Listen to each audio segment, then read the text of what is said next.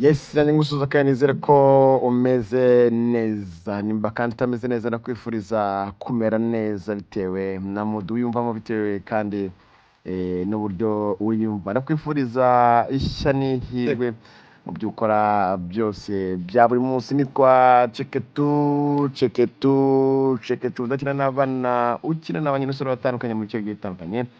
Sibanganya umutase nitanga isanamitima akurikira Kigali News 150. Amakuru abagezweho niyo tubagezaho. Muzamu dukurikirana yaba mu majwi n'amashusho yaba ndetse na audio cyangwa na video. Twizere ko kandi mwakoze subscribe ku Murongo TV ndetse no kuri Kigali News 250.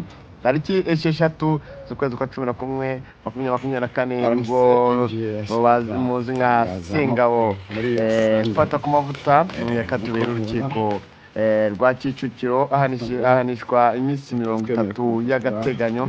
Akaba tuvugana muri kugera muri gereza ya Nyarugenge nk'uko mu isoma ry'urubanza ku itariki 5 z'uku kwezi twari turi imbere y'ingoro y'urukiko rw'ibanze rwa Kicukiro muri Kagarama, aho uyu muvandimwe yabonanaga ibyaha bigiye bitandukanye bitandatu, ariko yagaragaje urukiko ko uburyo afunzwemo atari uburyo yishimiye, ari uburyo rwica urubozo. Ayavuga ko mbere bamufunga bamuryamishije kuri sima ndetse bakamenaho amazi akonje.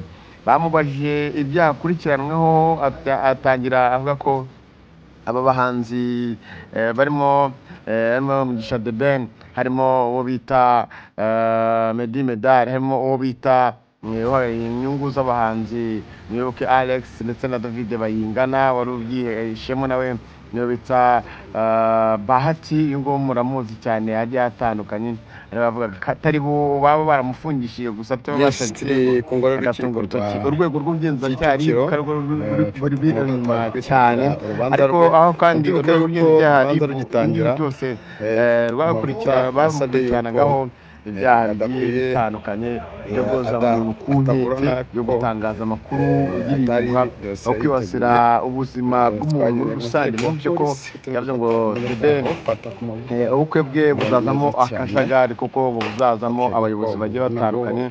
Avuga ko Meddy Medal yavuze ko yamaranye umwaka wose abana n'umugore batasezeranye, avuga ko amurya amaturo. Ibyo byose uyu n'umugabo umunyamakuru mugenzi wacu nibyo yagendaga atangaza n'ibindi byinshi abaga akurikiranyweho.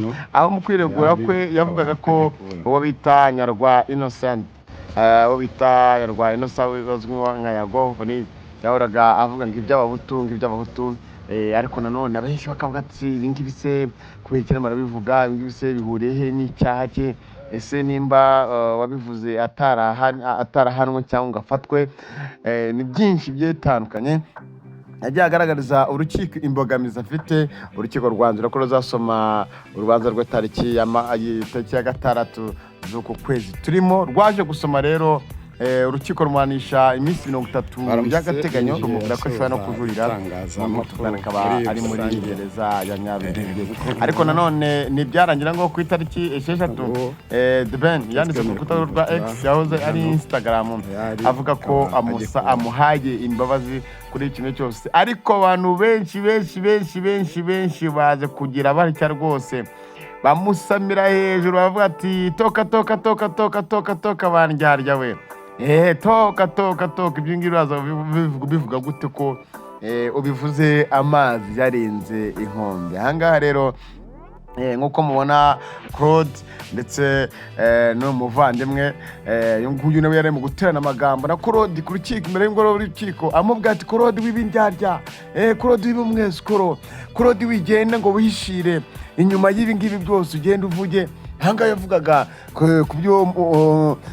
byo uwuzwe ngo mu mupfumu Saro ngo yari yarafunzwe, akavuga ati amafaranga mwasangiraga urimo uramuvugira se mwese muri mu gaco kamwe, urimo uravugira bamwe urabavugira ubavugira ibyiza, abandi ubaroha. aho ngaho yaramwatse mikoro amubwira ati reka amajwi rwose niyumvikane. ariko umwana w'Inyarugenge akomeza amubwira ati wowe uri indyarya, ariko n'umugabo ni indyarya by the way. tubiza ko Claude nawe akimara kumva isomwa ry'uru rubanza afata ku mavuta amaze gukatirwa by'agateganyo, yahise nawe amufatira ako gakano, aratangira azana ibindi bigambo, aratangira avuga byinshi bigiye bitandukanye, ariko nyamuneka baravuga ngo umugabo mbwa aseka imbohe. Umugabo mbwa agira gute? Aseka imbohe. Fata ku mavuta yagaragaje ko urukiko nirumara kubona ko ibyo yisobanuye ko dore ko bavuga ati mu gihe ntazaba ndi impande y'abana banjye bazabera umutwaro igihugu ndetse n'abanyarwanda. Ariko mfata ku mavuta anaburana bavuga ko arabame kubera ingwate kugira ngo aburane ari hanze akurikiranye umuryango we, dore ko bagaragarizaga n'urukiko yuko arwaye indwara ya diyabete amaranye iminsi, kandi mfata ku mavuta yanireguye avuga ko ibyo bamuvuzeho ko yaba anywa urumogi, avuga ko nta rumogi anywa, ndetse anavuga yuko uru rumogi bavuga cannabis yanywaga, bavuga ko atigeze ibi ngibi rwose ajyanwa mu kigo gishinzwe kureba ibiyobyabwenge umuntu anywa, avuga ko ibi byose bitigeze bibaho, avuga n'uburyo afunzwe atari aba bahanzi bose. Ku mavuta rero ko twifurize ko wakiyakira muri gereza, reka twifurize ko abana bawe rwose Imana yabareba icyoroshye, kandi isheni izacika bro, isheni izacika, ariko nanone ugomba kwiga icyo bita amagambo yo gusesereza, amagambo adafututse, amagambo arimo inzangano, amagambo arimo ishyari, amagambo atari meza tuyareke. Umusesenguzi mwiza uravuga ngo ribu ntabwo uzayitaba, arimo uvuga ngo ibintu urimo urakina ngo ntabwo uzayitaba, ahubwo uzaza kugufata mu rugo. Barabikweretse pe. Yavuze ko n'uburyo ribu yaje kumufata, yasanze abana be bari muri etide basora nabi kugira ngo basake barebe nimba iwe mu rugo nimba nta biyobyabwenge bihari, ndetse n'ibindi bintu bigiye bitandukanye.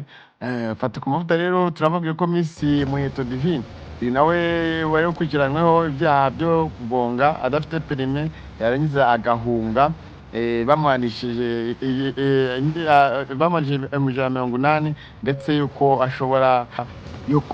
ashobora nawe kuba akwikurikiranyweho, bamuhakatiye nawe amezi 3 asubitse. Twifurize ibihe byiza, mukomeze mukurikire Kigali News 5, inkuru zindi nakagaruka.